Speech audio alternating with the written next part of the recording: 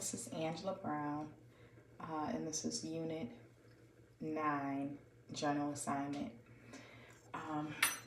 As I said in the last video, there's really nothing that new as far as the diagnosis that I've seen,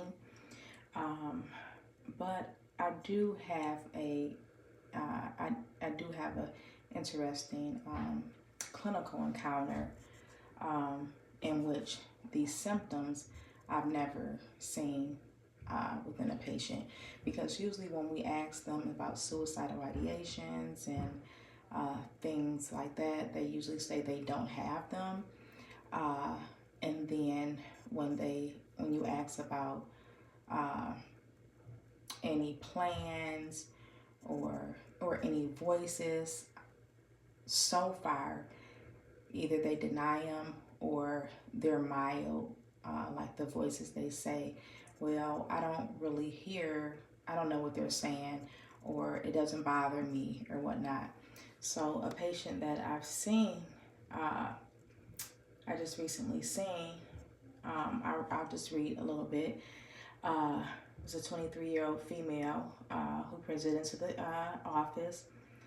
She states that she has been having audio hallucinations that tell her to kill herself and to kill others. She states that the voices are too much to deal with, and she tries to ignore them with distractions as far as music on her headphones, but it's hard to do. She stated she attempted to hurt herself, like as far as she would hit herself. She has a diagnosis of schizoaffective disorder unspecified and anxiety disorder unspecified.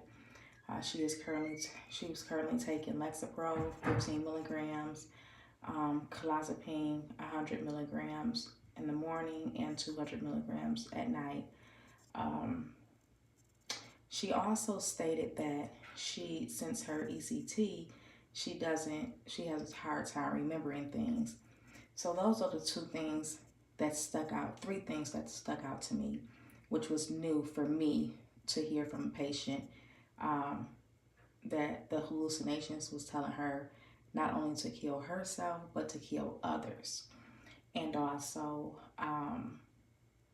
the fact that after she had the ECT, she has a problem remembering things. Now, I do remember reading something that stated that that is a side effect of the ECT, although it may work wonders, that's a side effect of the ECT.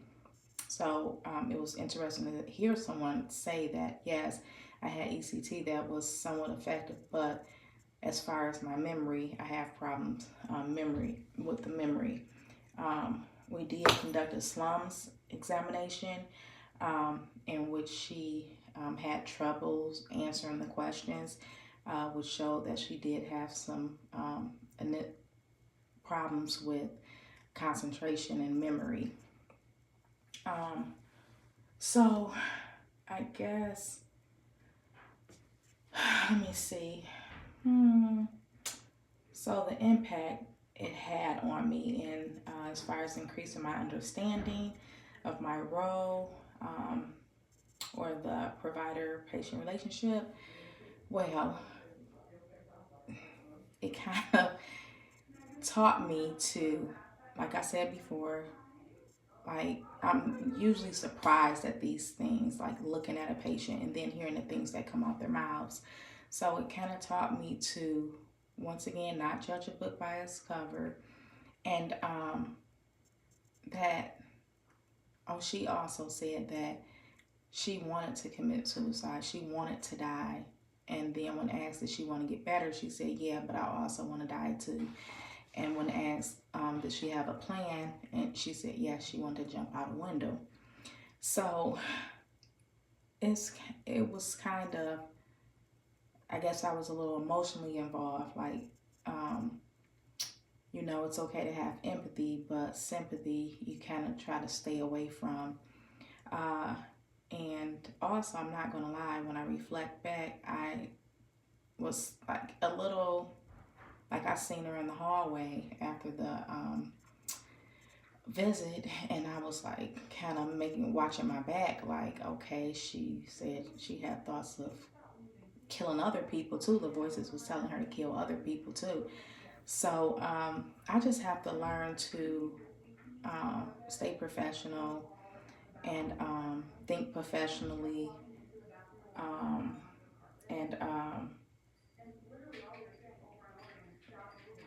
just like I always say, continue learning and trying to understand these diagnoses and the patients, what they're going through, and how I could be of assistance, and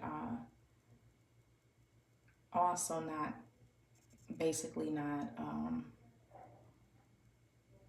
like, first of all, if the patient is telling you that what the voices are saying, like a lot of people say, oh, they're not going to tell you if the voices is telling them to kill you or someone else. Yes, they will.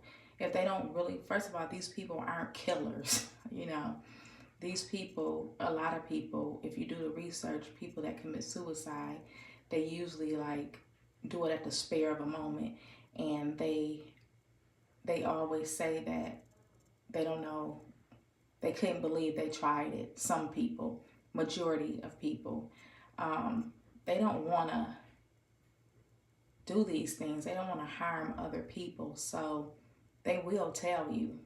So with that being said, my understanding as a professional is that if they're telling you they want help, and therefore there's no need to fear. It's okay to watch or whatnot, but as far as the fear, in which when I reflect, that's what I was feeling like. Okay, I was like, is she about to attack me?